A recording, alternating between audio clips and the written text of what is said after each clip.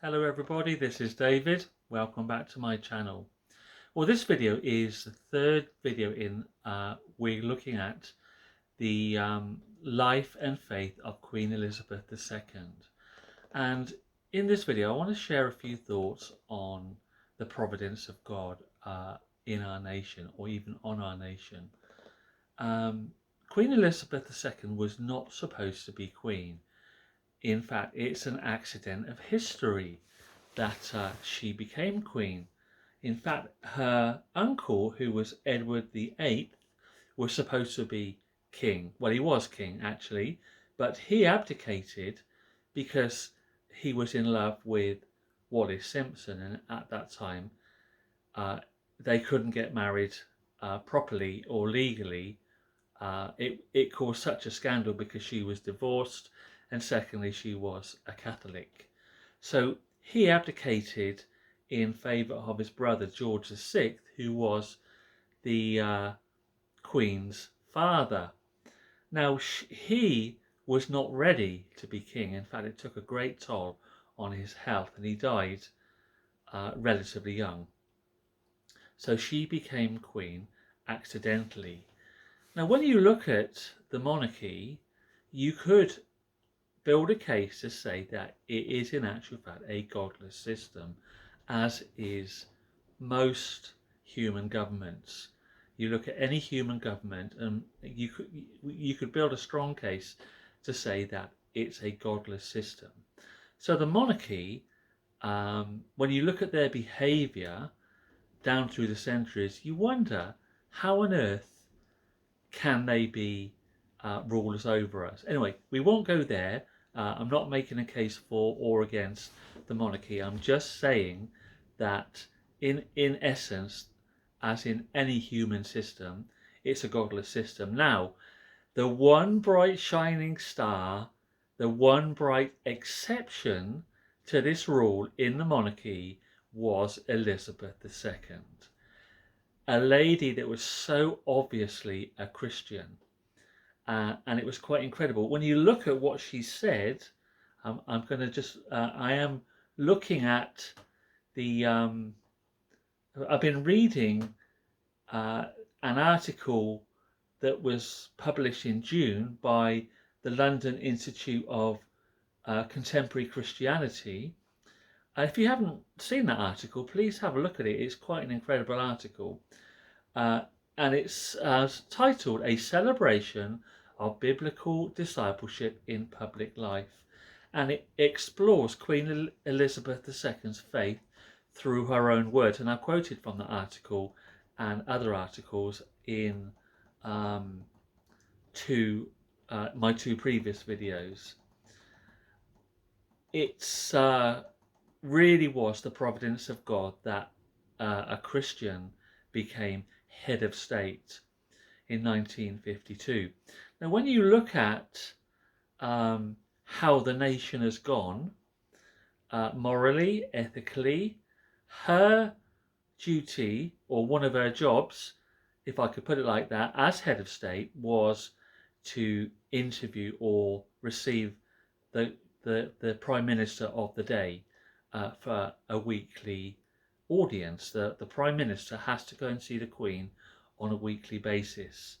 Now, when you think about all the laws and legislation that's been enacted over the last 70 years, which is essentially a godless system, a godless, how can I put this, godless ways of running a nation. I'm sure, although it's never been recorded, there's never been any writing or records of what the Queen said to her prime ministers. But I'm sure, as a Christian, knowing the kind of person that she was, I'm sure she would have said something now. She would have objected, she would have said, do you think this is right? Is this the right thing to do? But of course, as the head of state, her position, she had no political power. There was no way that she could have made any legislation herself. But she was in the right place at the right time, I believe, through the providence of God. Because when you think about it, if she wasn't there, how much worse could the fall from what we were to what we are now have been? We were a nation that was, we could say, a Christian nation, although there is no such thing.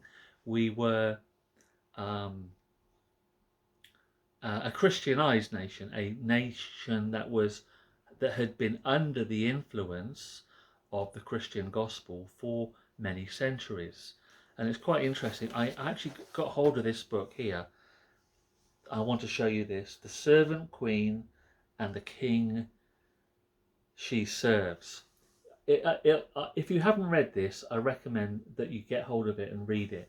It'll only take you 15 minutes, but it's very interesting in that the coronation ceremony was devised in AD 973, so that's 1,000 years ago, and the words and symbols or the rituals of the coronation service were designed to highlight the values that monarchs should seek to uphold, the kind of person they should be, and the priorities of the heavenly King, that is Jesus Christ, they would pledge themselves to serve.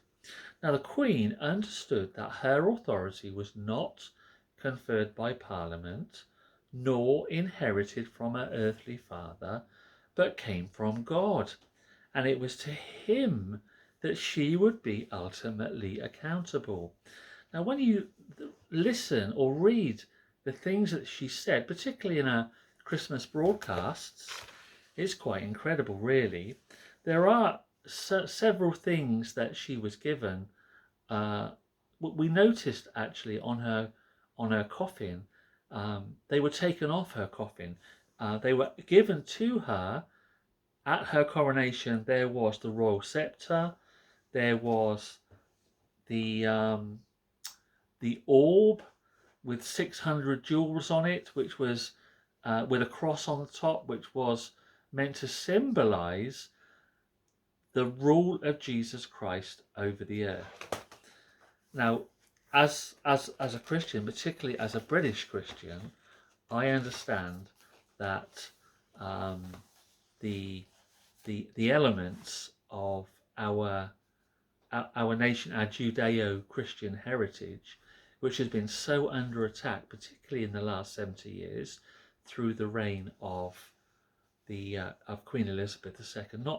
Nothing to do with her, of course, but there has been a concerted attack to destroy the Christian heritage of our nation, and I believe that Queen Elizabeth II did her best as a bulwark or a guardian of the Christian faith. You know, one of her titles was Defender of the Faith, the Christian faith.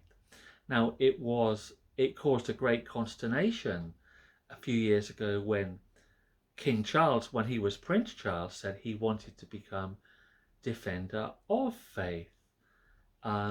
He wanted to open the door to all faiths, and that's okay.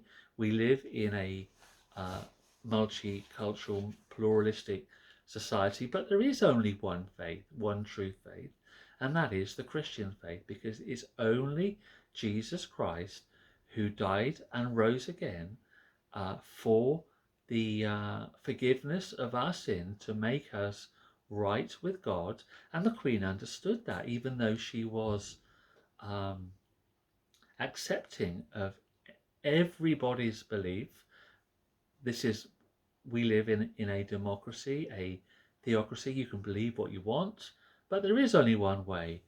So there is King Charles has actually recently come out and said that he was misunderstood, that he wants to be called Defender of the Faith. Now I'm very interested to see how his coronation will be, because the coronation, although I wasn't around for it, I've read a lot about it. The coronation of Queen Elizabeth II was, by all accounts, a sacred event, and she was offered the most valuable thing that this world affords, which was not money and power or palaces or privilege.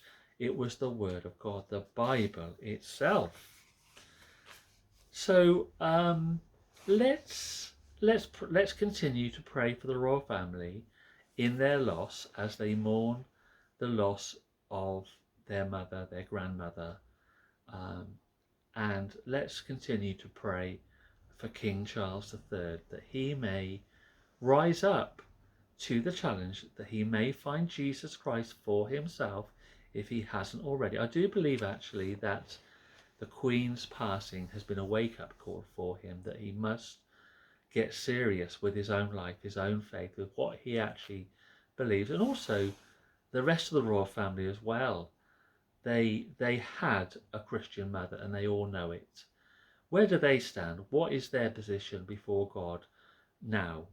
Let's continue to pray for the royal family. And also, what's your position before God? Where would you go should you pass away tonight? So anyway, I want to thank you for joining me. I do believe, as I said, that the accession to the throne of Queen Elizabeth II was as a result of the providence of God, his mercy over our nation. So I want to thank you for joining me, and I'll see you next time. Bye bye.